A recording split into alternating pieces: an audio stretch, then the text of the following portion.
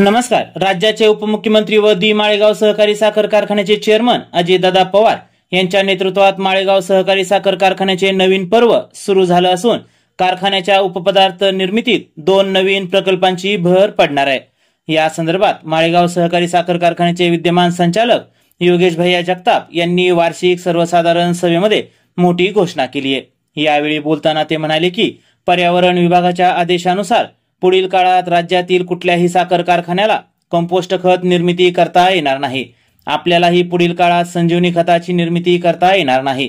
त्यामुळे माननीय अजितदादा पवार यांच्या नेतृत्वात आपण कारखान्यात सीबीजीचे 2 प्रकल्प उभारणार आहोत. या प्रकल्पांमधून प्रतिदिनी स्पेंट वॉश पासून 9000 किलो तर प्रेसमडवर प्रक्रिया करून 6000 किलो असे दिवसाला एकूण 15000 किलो सीबीजी गॅस तयार करणार आहोत. त्यामुळे सभासदांना त्याचा मोठा आर्थिक फायदा होणार असून त्यांचे जीवनमान उंचावण्यात मदत मिळणार आहे. दरम्यान त्यांनी सीबीजी प्रकल्पाच्या निर्मिती प्रक्रिया व उत्पादनावरती एक प्रकाशझोत टाकलाय. यावेळी राज्याचे उपमुख्यमंत्री अजितदादा पवार यांनी योगेश भैया काय सांगतायत ते लक्षपूर्वक ऐका म्हणत प्रकल्पाची आवश्यकता व महत्व याकडे सर्व सभासदांचं लक्ष केंद्रित केलं. चला तर तुम्हीच पहा नेमकं काय आहे प्रकल्प आणि काय सांगतात बारामती नगरीचे माजी नगराध्यक्ष व दी माळेगाव सहकारी साखर कारखान्याचे विद्यमान संचालक योगेश भैया जगताप. दी माळेगाव सहकारी साखर कारखान्याचे चेअरमन आदरणीय अजितदादा पवार साहेब, व्यासपीठावर उपस्थित असणारे माळेगाव सहकारी साखर कारखान्याचे माजी चेअरमन, आमच्या सर्वांचे नेते आदरणीय बाळासाहेब भाऊ तवरे, कारखान्याचे ज्येष्ठ नेते माजी चेअरमन आदरणीय अण्णा, कारखान्याच्या विद्यमान व्हाईस चेअरमन सौ संगीताताई उकरे, उपस्थित सर्व संचालक मंडळ, सन्माननीय व्यासपीठ, मोठ्या संख्येने उपस्थित असणारे सर्व सभासद बांधूंनो, भगिनींनो, उपस्थित सर्व पत्रकार बंधू, सर्व तरुण मित्र भावांनो, आजच्या या सभेला एक अतिशय वेगळं महत्व प्राप्त झालेलं आहे. एक चांगला धोरणात्मक आर्थिक निर्णय येणाऱ्या काळामध्ये सभासदांच्या आणि आपल्या कारखान्याच्या शिल्पेमध्ये मानाचा एक नवीन प्रकल्प उंचावणार आहे. 1958 साली आपल्या पूर्वजांनी साखर कारखाना सुरू केला आणि 2 वेळा एक्सपेन्शन झाल्यानंतर 2500 कारखाना झाल्यानंतर आपण पहिल्यांदा डिस्टरीचं एक्सपेन्शन 1991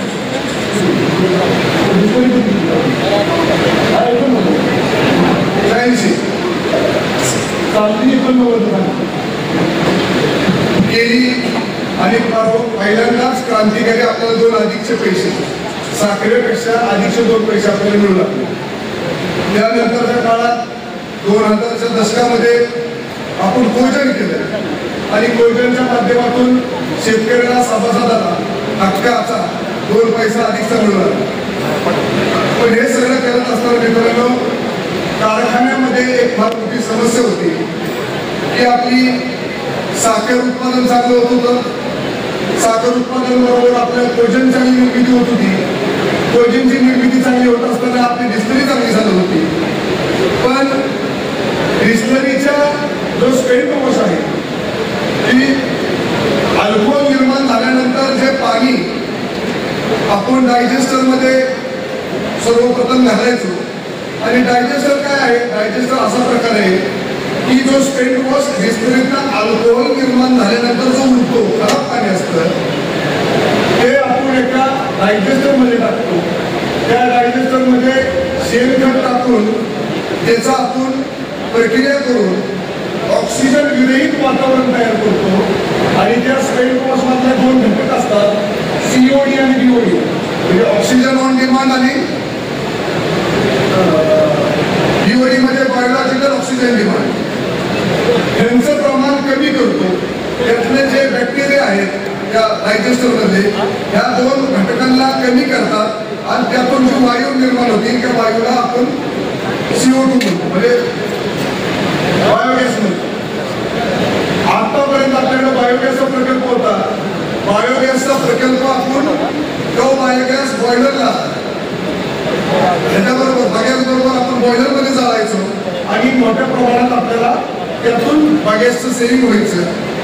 मित्रांनो पण हे करत असताना जो स्पेंट वॉश निर्माण व्हायचा त्या स्पेंट वॉशचं पूर्णतः विल्हेवाट अजून आपल्याला झालेली नव्हती. अनेक वर्ष खांडेकरांचं शिरोडकरांचं मीरा बागायतकरांची मागणी होती की बंधारे आणि ह्या भागातील सर्व शेती सुपीक आहेत, मारेगावच्या जमिनी चांगल्या, पण आमच्या जमिनी एकतर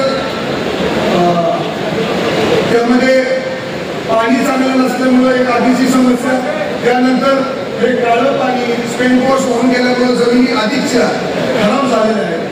आणि अशा समस्यातून मार्ग काढण्याचा प्रयत्न गेल्या 5 वर्षामध्ये ETBच्या माध्यमातून STBच्या माध्यमातून आम्ही प्रयत्न केला, पण 100% यशस्वी झालो.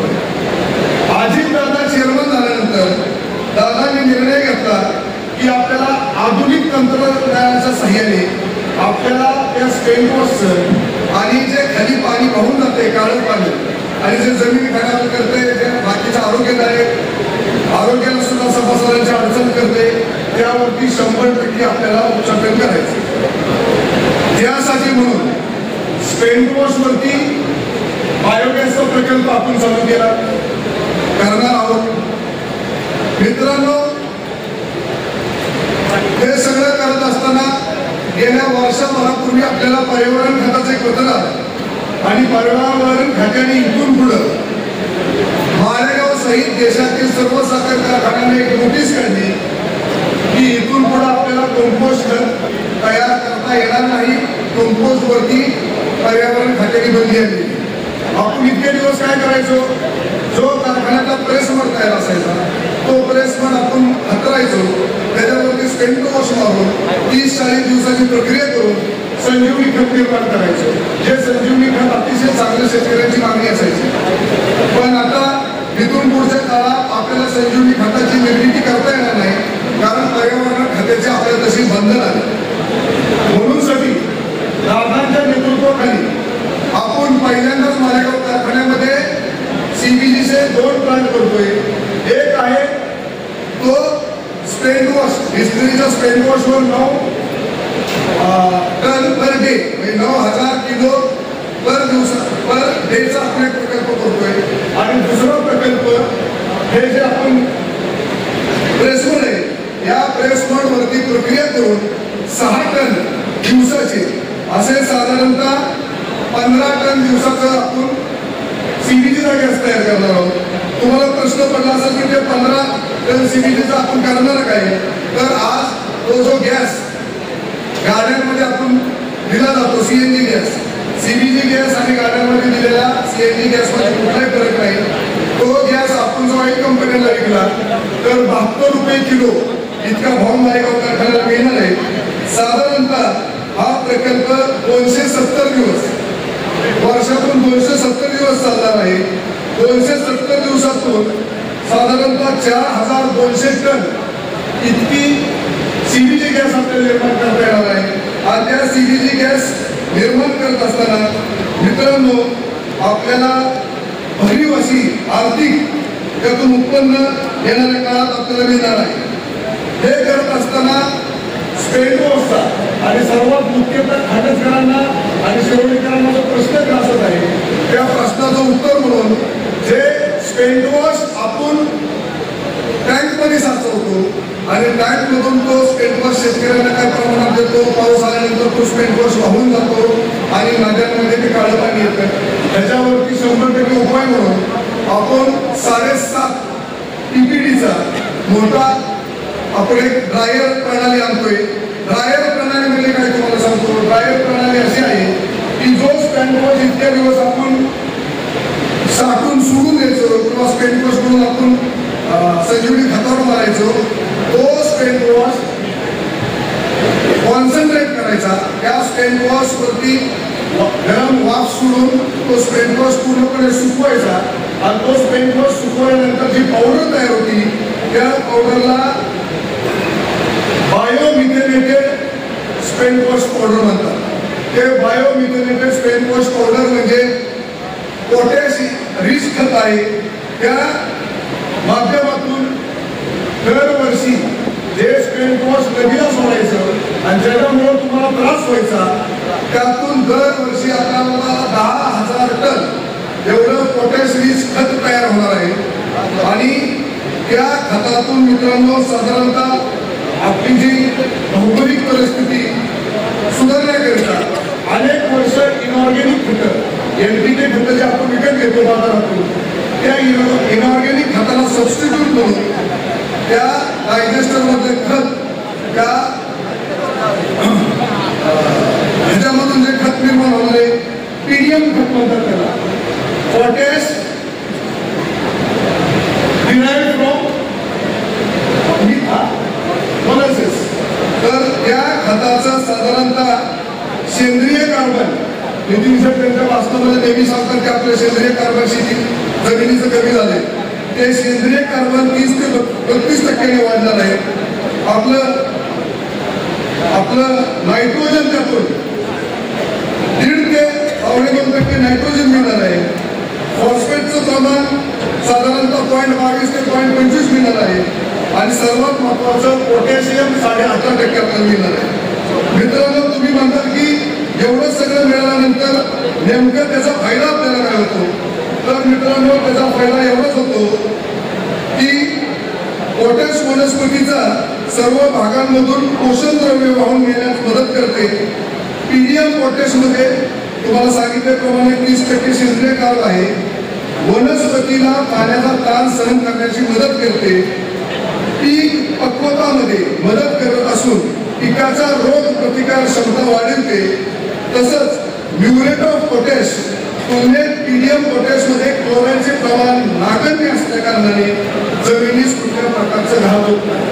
म्हणजे जे स्पेन वॉश इतक्या दिवस तुम्हाला मला अडचणीच असायचं त्या स्पेन वॉश मधून देखील आपल्याला येणाऱ्या काळामध्ये शाश्वत असं चांगल्या प्रकारचं खत जे खताची किंमत आज मार्केटमध्ये 5 रुपये किलोपेक्षा जास्त आहे एवढं 5-1 कोटी रुपयाचं खत त्यातून निर्माण होणार आहे. तसंच दुसरा जो आपला प्रकल्प आहे दुसरा आपला प्रकल्प जो प्लेसमेंट वरती आहे त्या प्लेसमेंट वरती प्रक्रिया करून जे एफओएम नावाचं खत होणार आहे फर्मेंटेड ऑर्गॅनिक मॅन्युअर नावाचे जे खत निर्माण होणार आहे ते खत देखील मगाशीच जाताना प्रश्न विचारला होता की शेणखत उपलब्ध करून दिलं पाहिजे. आता कुणाच्या घरात चर्चा जाया नाही पण मी तुम्हाला सांगतो की शेणखतात जे न्यूट्रिशन व्हॅल्यू आहे त्या सर्व न्यूट्रिशन व्हॅल्यू ह्या एफआयएम मध्ये म्हणजे प्रेसमधून सीबीजी काढल्यानंतर जे काही स्लरी राहतील त्या स्लरीमधून देखील आपल्याला येणाऱ्या काळामध्ये चांगल्या पद्धतीचं 10,000 टनापेक्षा जास्त त्यातून निर्माण होणार आहे. आणि हे सगळं करत असताना तुम्हाला मी एवढं सांगतो की हा सीबीजीचा प्लॅन बीएसआयची लोक त्यामध्ये त्याची आर्थिक किती आपल्याला फायदा होणार आहे येणाऱ्या काळात शेतकऱ्यांना त्याचा कसा फायदा होणार आहे त्याचा पेबॅक पिरियड किती आहे याची विस्तृत अशी आपल्याला माहिती देणार आहे. तर मित्रांनो हे 3 प्रकल्प सीबीजीच्या अंतर्गत आपण जे 3 उपप्रकल्प करतोय दादाच्या नेतृत्वाखाली एक स्पेन वॉश मधून गॅस निर्माण करणं दुसरं प्रेसमेंट मधून गॅस निर्माण करणं आणि तिसरं ड्रायर मधून शाश्वत असं पोटॅशियम रिच खत तयार करणं. ह्या तिन्ही गोष्टींच्या अनुषंगाने येणाऱ्या काळामध्ये माळेगाव कारखान्याला सर्व खर्च जाऊन उत्पन्नात अधिकच भर पडणार आहे. आणि या सर्व प्रकल्प आदरणीय अजितदादांनी अतिशय चांगला अभ्यास करून तुम्ही म्हणतात की एवढा मोठा प्रकल्प करत असताना राज्यात आणि देशात अशा प्रकारचे प्रकल्प कुठं उभं राहिलेत का. तर मी आपल्याला सांगतो की आपल्या महाराष्ट्रामध्ये जगराई शुगरला 20 टनाचा प्रकल्प आहे. बारामती अॅग्रोला शेजारी 20 टनाचा प्रकल्प आहे. लातूरच्या मालगाव सहकारी साखर कारखान्याला 10 टनाचा स्पेन वॉश प्रकल्प आहे. शंकरराव कॉलेज सहकारी साखर कारखान्याला 12 टनाचा आहे. विज्ञानला 5 टनच आहे, विठ्ठल कॉर्पोरेशनला 5 टनच आहे. ज्या कारखान्यात आम्ही सर्वजणांनी पाणी केली नॅचरल शुगर तिथं देखील 5 टनच आहे. आणि लायक ही प्रणाली ही देशामध्ये नवीन आलेली प्रणाली स्पेटवर जाऊन खत तयार करायची. हे आपल्या शेजारी खंडोबा बिस्लरीमध्ये माजी आमदार अशोक बापू पवार यांनी प्लॅन बसवला आहे. तो आम्ही पाहून आलेले व्यंकटेश कृपा, जगराज शुगर, श्री गुरुदत्त शुगर, छत्रपती शाहू सहकारी साखर कारखाना, विलास सहकारी साखर कारखाना, बारामती ॲग्रो, श्रीनाथ मस्कोबा, विश्वासराव नाईक सहकारी साखर कारखाना इत्यादी कारखान्यांमध्ये ही प्रणाली अतिशय चांगल्या पद्धतीने गेल्या वर्षभरात चालू आहे. आणि त्यातून शेतकऱ्यांच्या शेतीला आणि शेतकऱ्यांच्या भावाला दोन्ही गोष्टीला अतिशय चांगली मदत त्या भागातील शेतकऱ्यांना होत आहे. येणाऱ्या काळामध्ये आदरणीय अजितदादांच्या मार्गदर्शनाखाली नेतृत्वाखाली पारदर्शकपणे अतिशय चांगल्या प्रकारे ही टेंडर होईल. हे जी टेंडर कॉस्ट आहे साधारण टेंडरची कॉस्ट 60-70 कोटी रुपयाच्या घरात आहे. पण हे असताना दादा केंद्र शासनाचं जी एक नवीन स्कीम आहे त्या स्कीम अंतर्गत MNRE ministry of new and renewable energy यांची प्रत्येक 5 टनाला 4 कोटी रुपये एवढी सबसिडी मिळते. ती देखील माळेगाव कारखान्याला येणाऱ्या काळामध्ये 10 कोटी एवढी सबसिडी मिळेल. त्यातून आपला जो खर्च आपण करणार आहोत त्यामध्ये आपल्याला मदत होईल. तसेच या सर्व खतांना केंद्र शासन खत निर्माण करायला केंद्र शासनाची देखील सबसिडी आहे. एका टनाला 1450 रुपये इतकं सबसिडी केंद्र शासनाच्या माध्यमातून सुद्धा आपल्याला मिळणार आहे.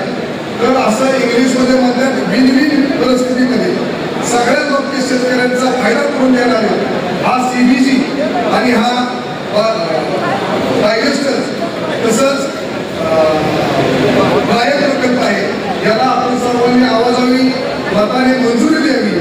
आणि BSI ही एक प्रेझेंटेशन केलेले त्यातून सर्व आर्थिक बाजू आपण सर्व शेतकऱ्यांनी सभासदांनी समजून घ्यावा ही गरजेची विनंती करतो.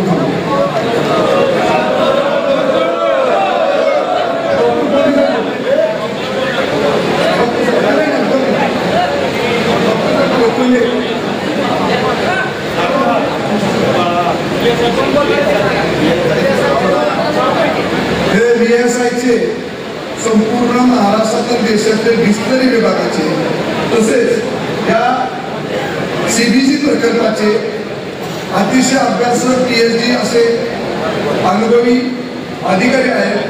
त्यांनी जवळजवळ देशामध्ये अशा पद्धतीने 30 ते 40 प्रकल्प यशस्वीरित्या फक्त उभे केलेले आहेत, यशस्वीरित्या ते चालवलेले आहेत. तर त्यांच्याकडून CBGचा प्रकल्पाविषयी प्रेझेंटेशन आहे.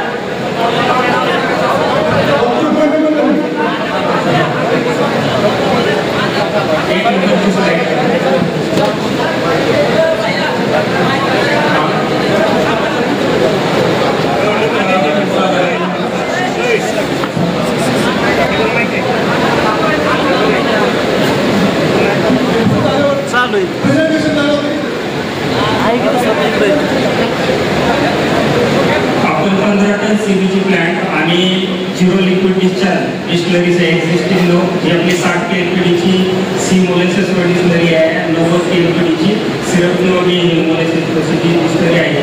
त्याच्यासाठीचा प्रकल्पाविषयी तुम्ही माहिती देत आहे. आपल्याकडे साधारण 12 ते 13 लाख रुपये 13 लाख मेट्रिक टन क्रशिंग होतं. त्याच्यावर साधारणपणे प्रेसमटची 50,000 मेट्रिक टन उत्पादन होतं आणि त्यापासून आपल्याला साधारण